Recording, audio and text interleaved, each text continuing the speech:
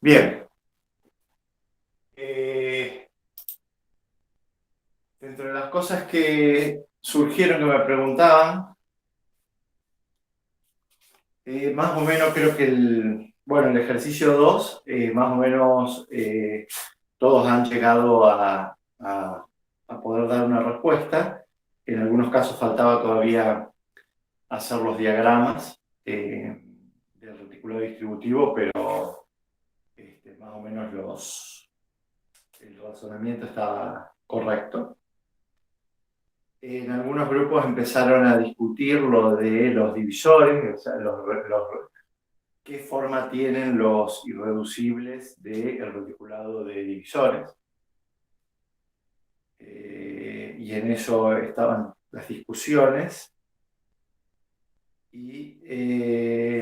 Pero antes entonces de seguir con el 7, había un grupo que quería que volvamos al práctico 6, al ejercicio 3. En particular, al inciso C, que los otros hemos estado discutiendo algunos ya la clase pasada.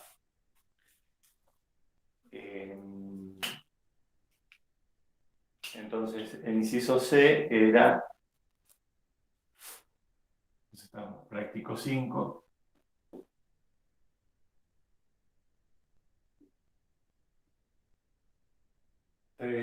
C, que básicamente dice que si y ínfimo z es igual a 0, si solo si y es menor que z complemento. Imagino que dice. Ese es el práctico 6 entonces. Y sí, este quería, ¿no es cierto? Me preguntaron. Sí, ese es el ejercicio. Bien.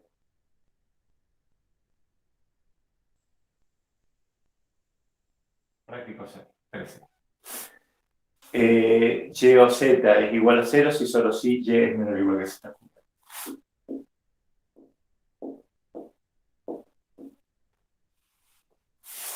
Bueno, entonces el tema está en justamente cómo escribirlo.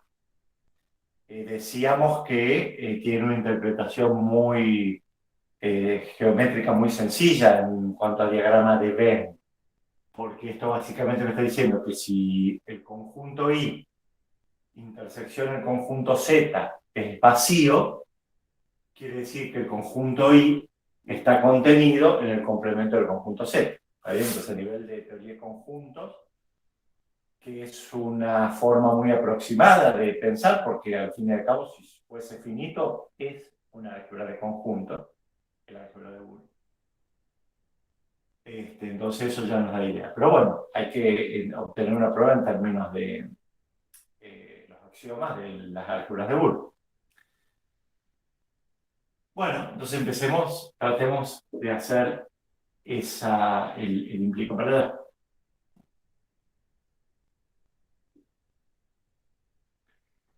Eh, esto es lo que yo tengo que llegar, ¿no es cierto?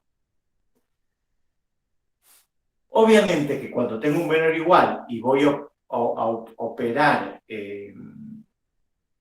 algebraicamente, voy a tener que a este menor igual expresarlo en términos de las operaciones binarias que tengo, ¿está bien? Pero eso lo podemos expresar tranquilamente porque sabemos que esto es lo mismo que decir que y ínfimo z complemento es igual a y, o es lo mismo que decir que y supremo z complemento es igual a z complemento. Entonces, cualquiera de esas dos cosas yo voy a poder llegar. ¿Por qué? Porque la idea es que si yo tengo esta hipótesis, tengo que empezar a manipular esta hipótesis haciéndole cosas a esta igualdad. Por ejemplo, aplicar el supremo a ambos miembros con alguien o el ínfimo a ambos miembros con alguien. Bueno, entonces acá uno empieza a probar, pero si yo acá tengo dando vuelta un z complemento, voy a empezar a hacer interactuar estos dos con el z complemento. Entonces podría ser a ambos miembros podrías hacerle el supremo con z complemento o el ínfimo con z complemento. Descarto el ínfimo, porque si yo hago el ínfimo con z complemento, de este lado me va a quedar 0, de este lado me va a quedar 0. No me va a servir para nada. Podemos probarlo con el supremo.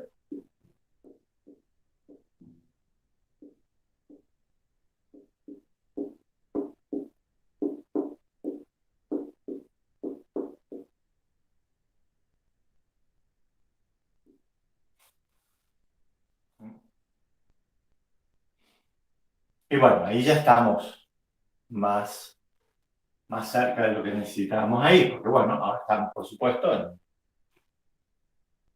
en un reticulado distributivo. ¿Está bien? O sea que acá no, ya está, ya no hay muchas cosas por hacer.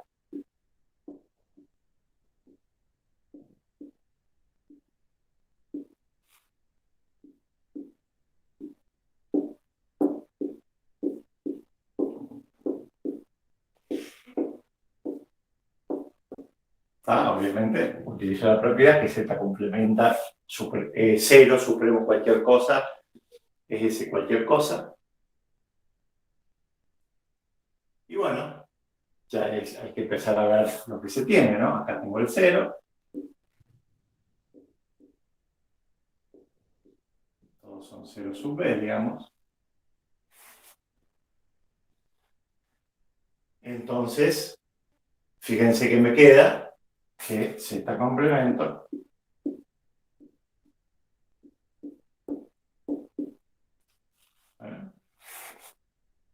bueno, efectivamente, esta es una de las versiones, esta es una de las formas de expresar el hecho de que z complemento es mayor o igual a x. ¿Está bien?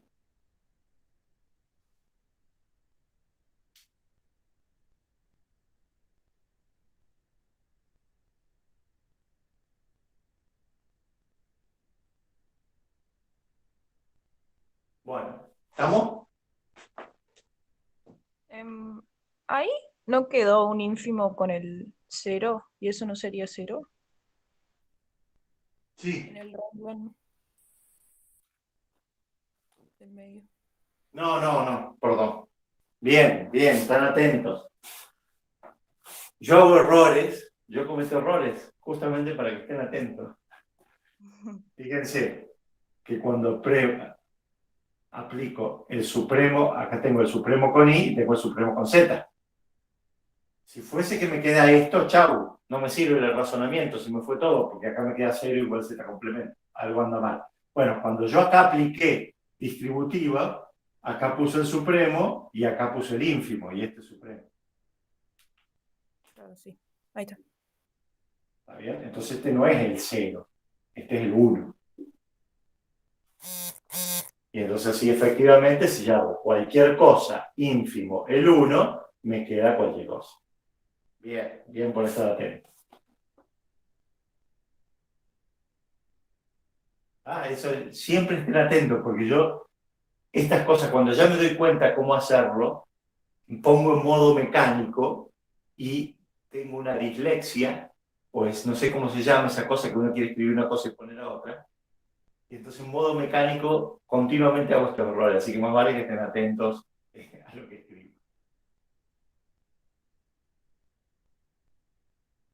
Bien. ¿Estamos hasta ahí entonces todos de acuerdo? Sí.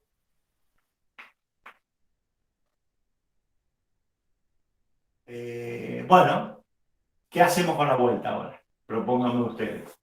Ya tenemos bastante información acá, ¿tá? De manipulación algebraica que nos puede servir para la vuelta.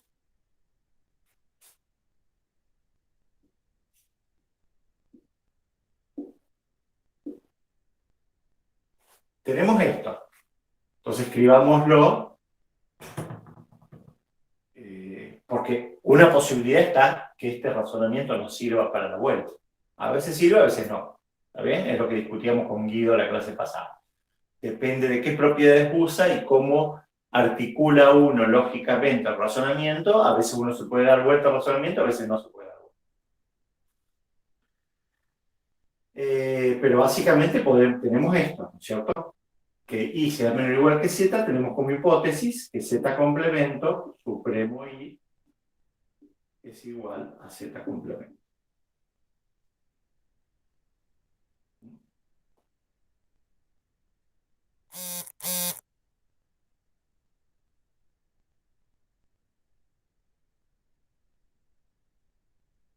Y Fíjense que ahí acá es como podemos. que si uno piensa el razonamiento de vuelta, después cuando llegamos a que Z complemento o I ínfimo Z es igual a Z complemento.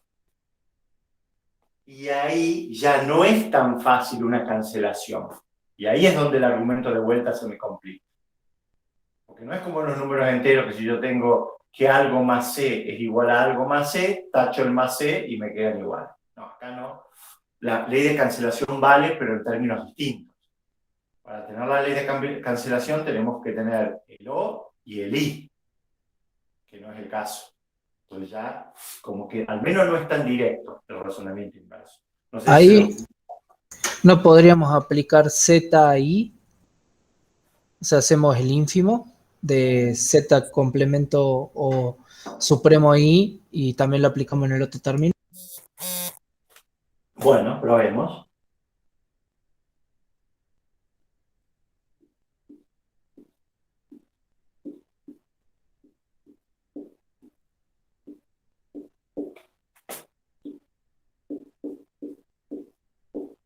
Bueno, acá ya tenemos el 0.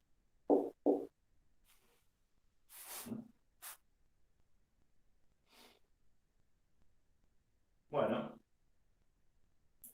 entonces parece que sí, ¿no? Que funciona, porque acá uno con distributiva queda Z ínfimo, Z complemento, supremo, Z ínfimo y igual a 0 sub B. Bueno, pero esto es 0. Entonces me queda 0 supremo este ínfimo, pero 0 supremo cualquier cosa es esa cualquier cosa. ¿Está bien? Entonces ya sale perfectamente. Entonces efectivamente nos servía otro argumento más corto y no el inverso.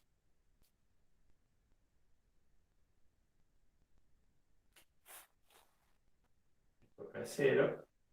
Por lo tanto, hacer el 0 supremo y me queda ya lo que necesito buscar.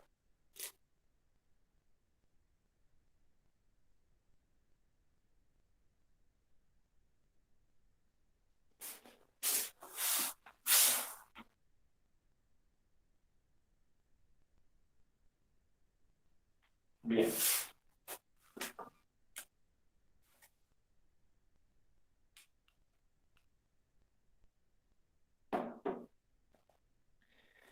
Damos. Y bueno, el que daba el DEC dice si X menor o igual que Y e Y menor igual, Y ínfimo Z es igual a 0. A ver, veamos qué sentido tiene. Dice X es más chico que Y. Y el Y, el más grande, tiene intersección vacío con Z. ¿Está bien? Entonces, Z es menor o igual que el complemento de X. ¿Está bien? Vamos a ver la lógica que tiene de conjuntos.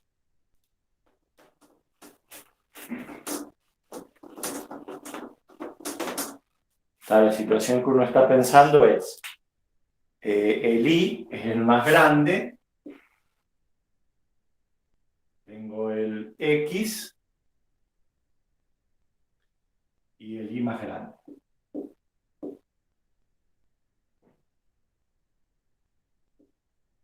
Y el I tiene intersección vacía con el Z.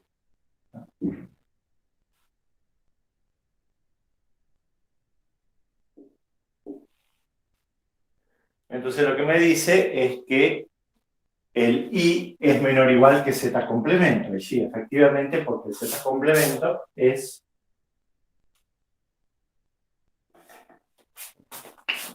todo esto. efectivamente el I es menor o igual que Z.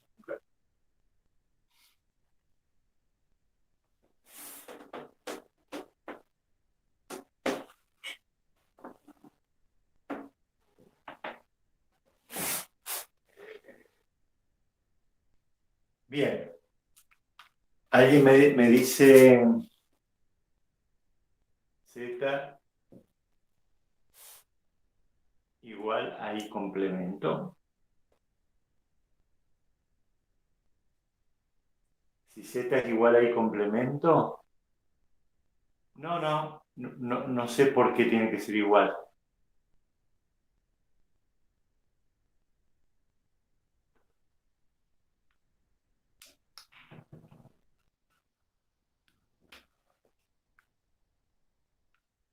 En principio, el caso general, pensándolo a nivel conjunto, el caso general es este, o sea que no necesariamente el I tiene que ser el Z complemento, puede ser realmente más chico que el Z complemento.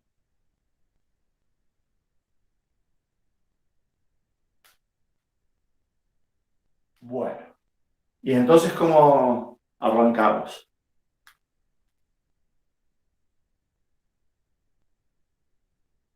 Bueno, nuevamente, ¿no? ¿Qué es lo que tenemos? Yo pongo las hipótesis y ustedes me sugieren qué hacer. Las hipótesis son que X no es menor o igual que Y.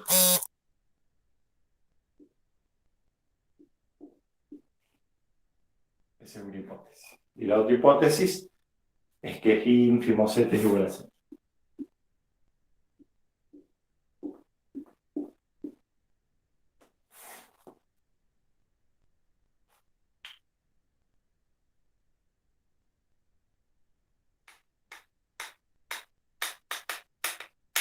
¿Qué hacemos?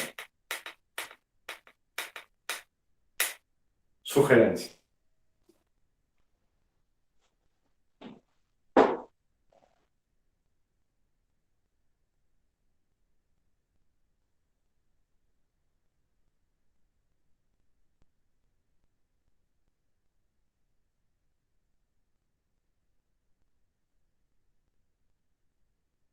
Estoy arrodillado en el chat esperando que me digan.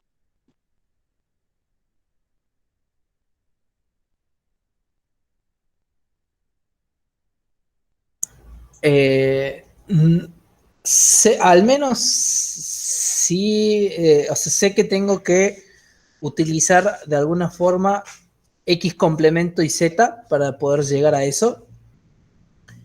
Bien, Ahora, sí, este es un criterio. Tiene que aparecer el X complemento en algún lado porque yo lo tengo que comparar con Z.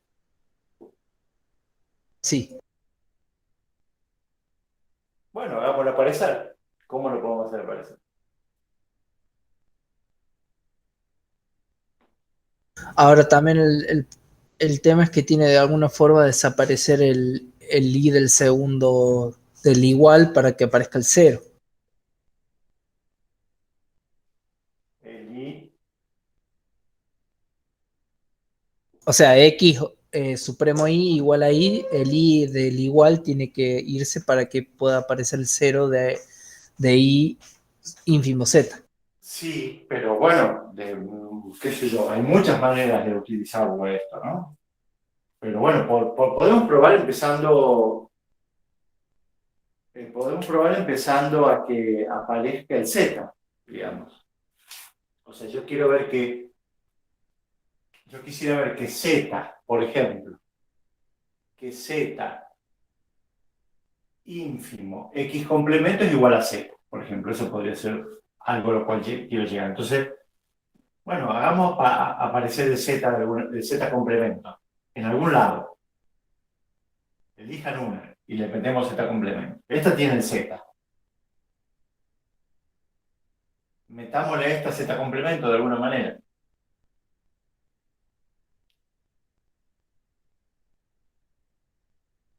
Fíjense que allá, si yo decido agarrar esta acá y hacerle aparecer un Z complemento, ahí ya me condiciona qué operación voy a usar, porque si uso el ínfimo me va a quedar 0 igual a 0, no me sirve para nada. Si yo decido tomar esta, no me queda otra que hacer el supremo con Z complemento.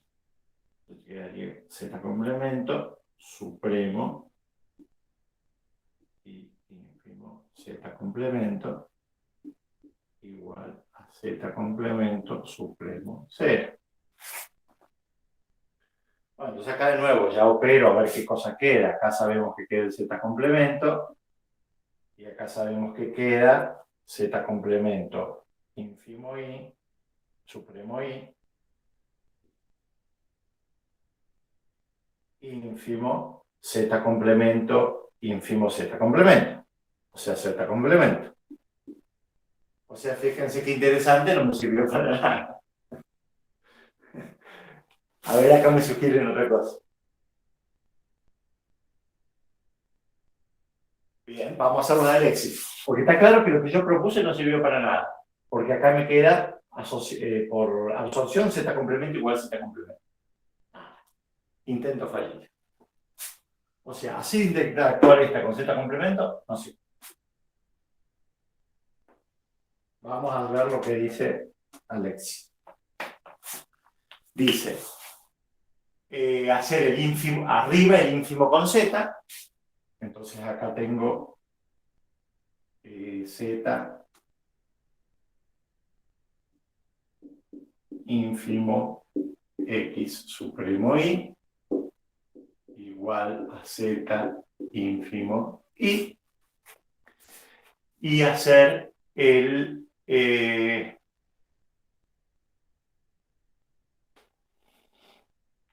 y después del el otro es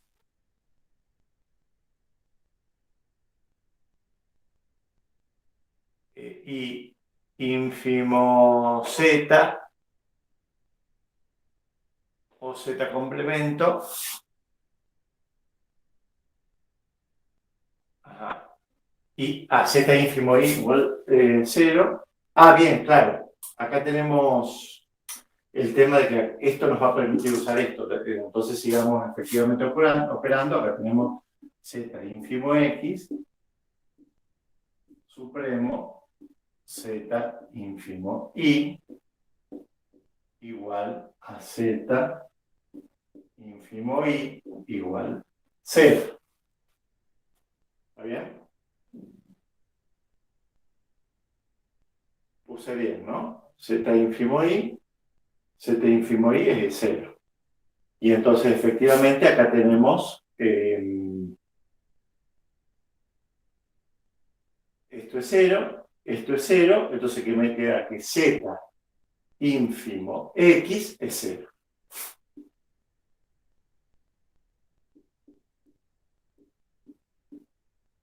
Bueno, listo. ¿Cómo terminamos?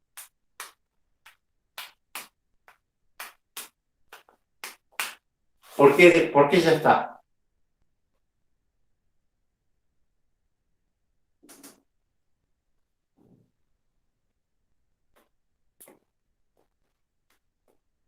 ¿Por qué se terminó acá?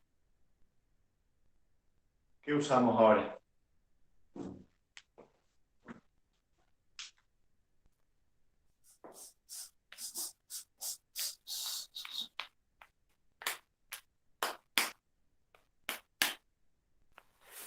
El anterior.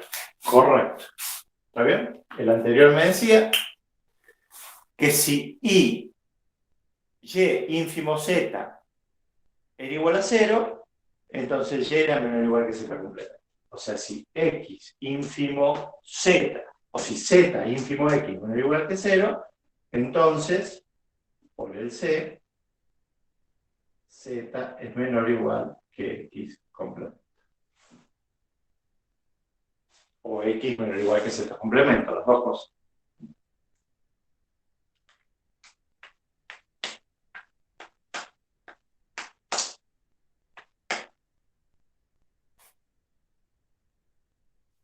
Bien. Están entonces todos de álgebras de Boole.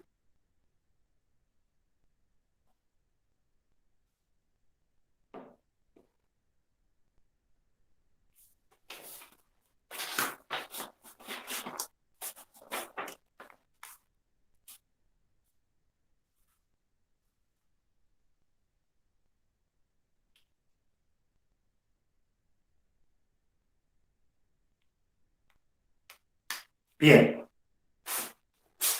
Sugerencias, a ver cuál podemos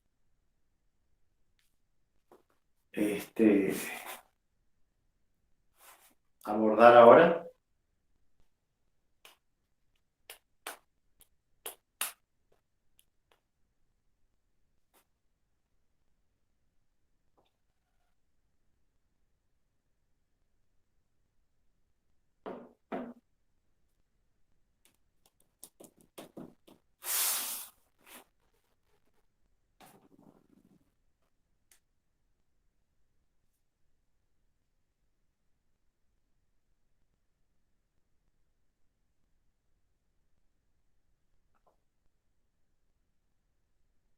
Si no, les comento entonces, si no hay preguntas, les comento un poquito lo del producto.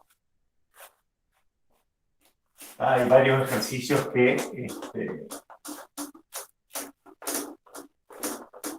usan el producto.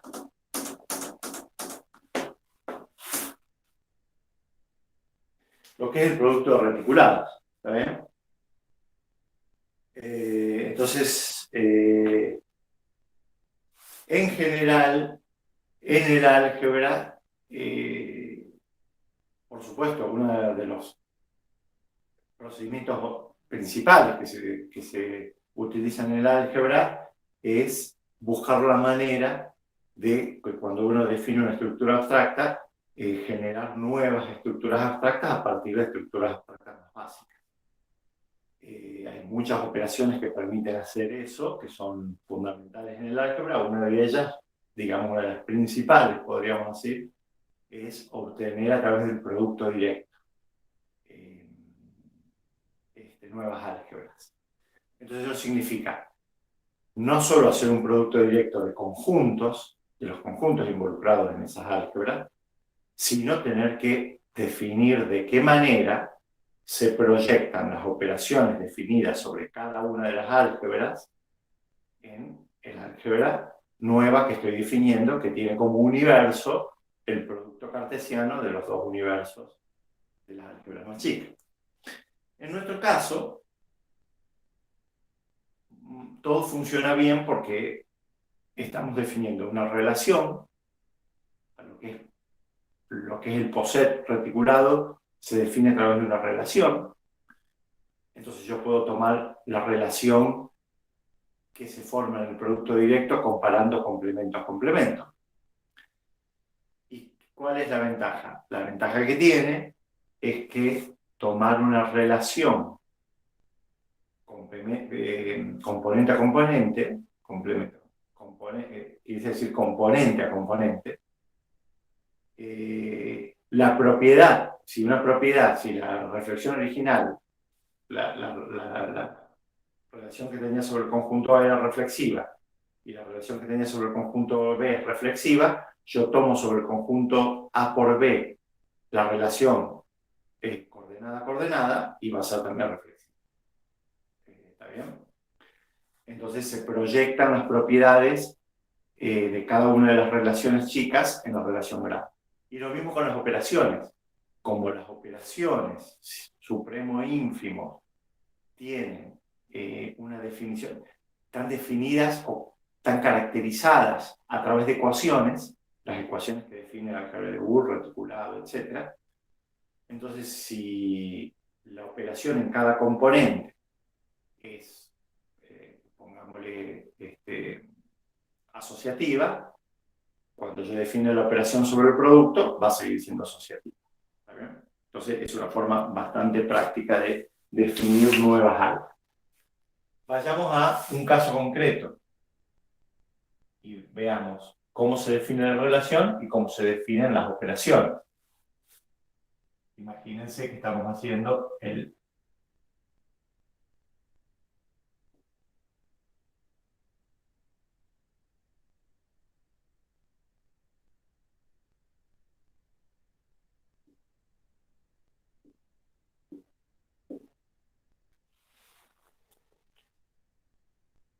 Entonces, veamos cómo es como poset y veamos cómo es como reticulado. Si ustedes ven en el ejercicio 8, se define POSET, el POSET producto directo, si este es L y este es M, entonces se define el POSET L por M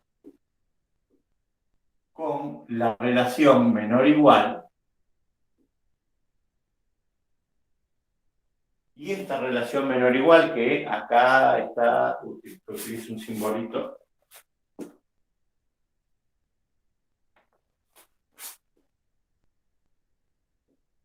Se define coordenada a coordenada. O sea, un par ordenado va a ser menor o igual que otro si las primeras componentes son menores o iguales y las segundas componentes son menores o iguales.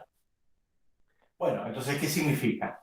Que recuerden que este va a tener como elementos todas las posibles combinaciones de un elemento de acá con un elemento de acá, todos los pares ordenados.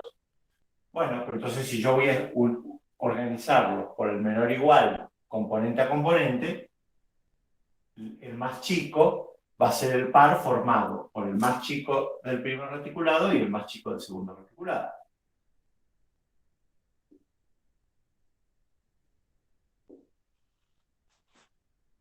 Ese va a ser el elemento más chico del producto. Bueno, ¿cómo obtengo los que cubren a el 0A? Y bueno, fíjense, yo tengo un elemento que cubre el 0 y acá dos elementos que cubren el A. Entonces, la forma de hacer un escalón más va a ser dejando el mínimo en alguno, en este caso dejo el mínimo y en este caso subo uno, al C o al B. Por ejemplo, puedo decir, bueno, acá dejo el mínimo y subo al C.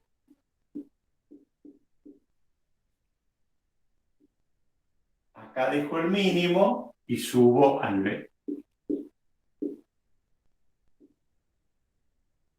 Y acá lo que hago es dejo el mínimo en la segunda coordenada y subo al 1 en la primera coordenada.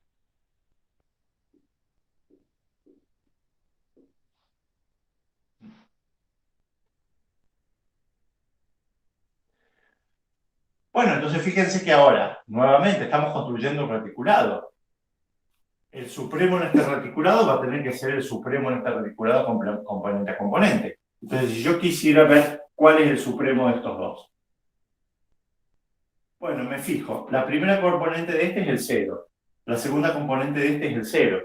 0, supremo 0, 0. Entonces, la primera componente de esta va a ser el 0. La segunda componente de este es el C. La segunda componente de este es el B. C supremo B, lo calculo acá, C supremo B es el D. Entonces acá voy a tener el D.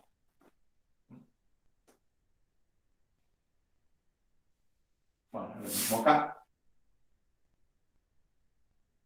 0 supremo 1 es el 1. B supremo A. B supremo A es el B.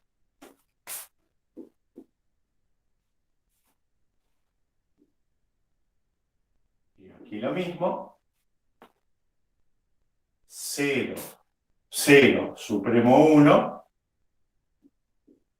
es el 0. C supremo A. C ¿No es supremo el A. 1, profe? 0 ¿Cómo? supremo 1, 1. Sí, 1.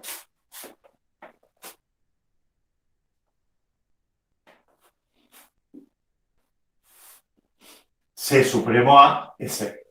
C supremo A, C. Y obviamente, arriba de todo, voy a tener a los dos elementos mayores. ¿Está bien? El 1, C.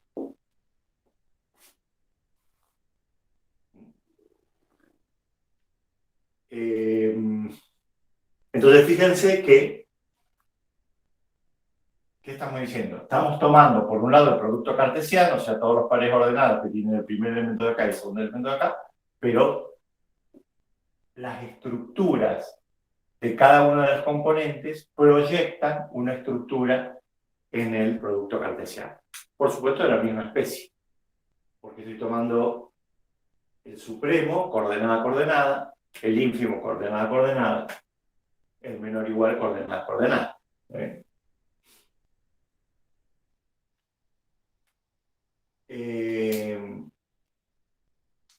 Bueno, y ahí entonces a partir del ejercicio 8, un poquito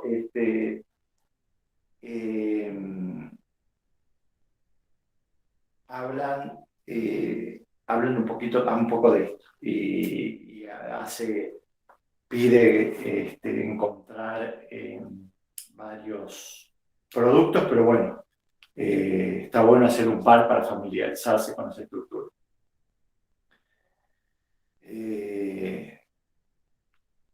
Fíjense que acá ya nos estamos metiendo en toda una rama de la álgebra que tiene que ver con estudiar las distintas estructuras, que es muy interesante, pero cuando uno escribe así el 2, uno se refiere a un de los elementos.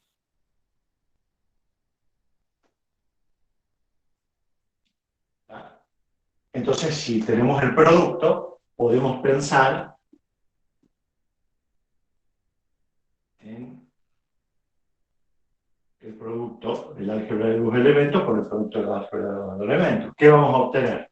¿Qué se imaginan que va a ser este producto?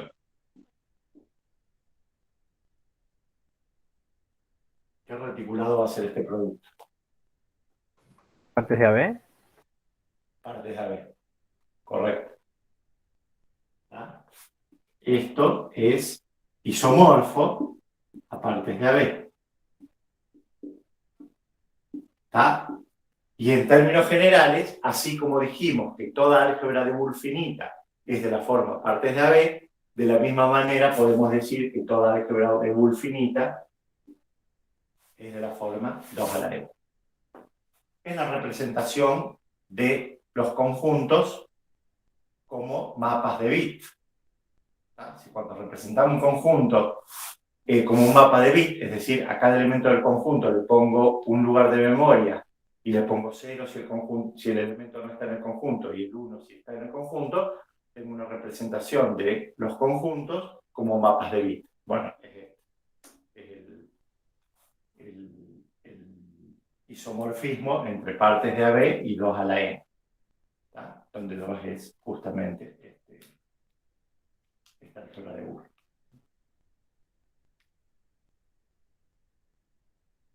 Profe, una consultita. En el ejercicio 5, que dice, explique por qué no existe X tal que D60 sea isomorfo a partes de X.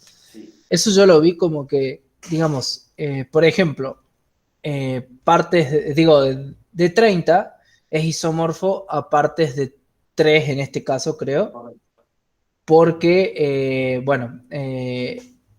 como D30 tiene, por ejemplo, 3 primos distintos asociados al producto de su n, partes de 3 sería como decir partes de 3 átomos distintos, que sería la A, B y C. Correcto. Entonces, básicamente, D60, como no está formado con primos distintos, no va a ser isomorfo a un partes por esa razón. A menos eso me imaginaba. Sí, es correcto, pero hace falta que esa intuición que vos tenés, que es totalmente correcta, hay que terminar de concretarla de por qué. Si yo escribo 60, vos lo que me estás diciendo, bueno, 60 no lo puedo escribir como producto de primos distintos. 60 Claro, es... sí. Sería como lo mismo, claro, por 3 por 5. Bien. ¿Por qué razón, cuando yo tome el D sub n, 60, no va a ser una álgebra de Boole? ¿Por qué razón el D60 no es una álgebra de Boole? Eso es lo que falta terminar de decir. Ah, claro. ¿Qué es lo que le pasa al D60 por lo cual no va a ser una álgebra de Boole? Por ejemplo, que tiene que ser producto de primos distintos, es una posibilidad, como dijo Alexis. Pero sí, eso es lo mismo que había dicho yo en un principio, que esa era una de las razones, pero falta explicar otra cosa que hace que... ¿Por qué cuando un primo aparece repetido, el D sub n deja de ser álgebra de Boole? Eso es lo que falta decir. y que ya está en un práctico anterior. Creo.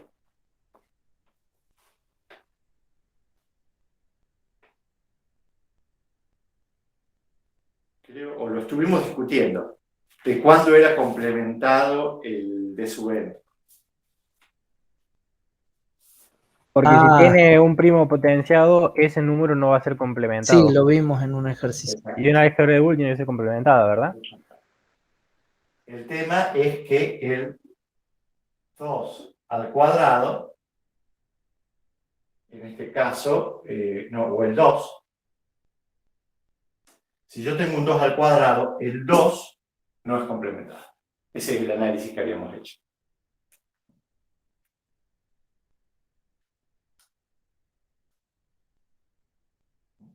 No, el 4. No, el 4, tenés razón.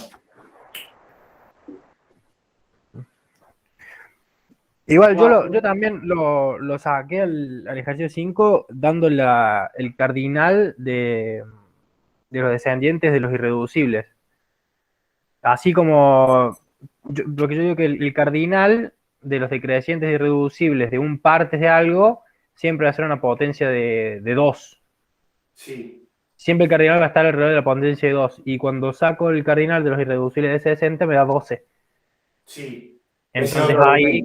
Bueno, ¿qué estás utilizando ahí? Ahí estás utilizando el argumento de que una álgebra de Boole, al ser isomorfa a partes de X, tiene que tener 2 a la n elementos. Claro. Eso también, ese es otro argumento. Y los irreducibles de 60 los saqué por la regla de que sus irreducibles van a ser los primos y sus potencias. Claro. Entonces, si vos, digamos, el argumento sería la cantidad de elementos de este reticulado no es una potencia de 2. Claro. Esa es otra forma de concluir. No, estaba pensando de que efectivamente era 2 a la 2, ¿no? Sí, no me acuerdo, ahí me pierdo si el 2 o el 2 a la 2, pero por ejemplo en el D12, el que no es complementado es 0, 2, 3, 4. Sí, el 4 es complementado. El que no es complementado es el 2. ¿No? Acá me parece que el 2 es el que no es complementado. O sea, este es el que no es complementado. Claro, claro. Cuando yo tomo uno de los primos que se repite, lo tomo a potencia 1, ahí obtengo un elemento que no es complementado. Claro. Y todos los que estén multiplicados con ese número tampoco van a ser complementados. Por ejemplo, el 2 por 3, claro, para que sea complementado tengo que tomar cada primo a su potencia máxima o a su potencia 0. No tiene que estar por la mitad, digamos.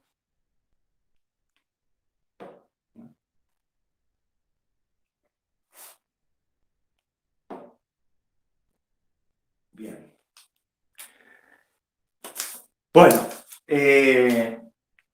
ya entonces, ya la semana que viene vemos qué pasa con el tema del parcial, pero bueno, al principio había estado confirmado para el 22, aunque en realidad todavía tenemos toda la semana que viene para seguir consultando, si eso es así. Traten de ir avanzando, porque ya la semana que viene tenemos que empezar con los prácticos. Tenemos que dedicarle una parte a estos prácticos y una parte se la tenemos que dedicar a los nuevos prácticos para no quedarnos tan atrasados con la parte de lógica proposicional. Así que traten de avanzar y más o menos para la semana que viene ir redondeando estos prácticos. Ok. Nos vemos entonces hasta el miércoles. No, profe. Buen fin de semana. No, profe.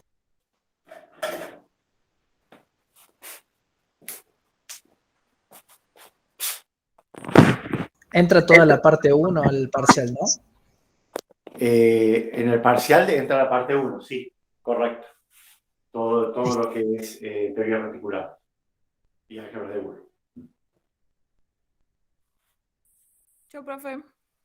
Adiós.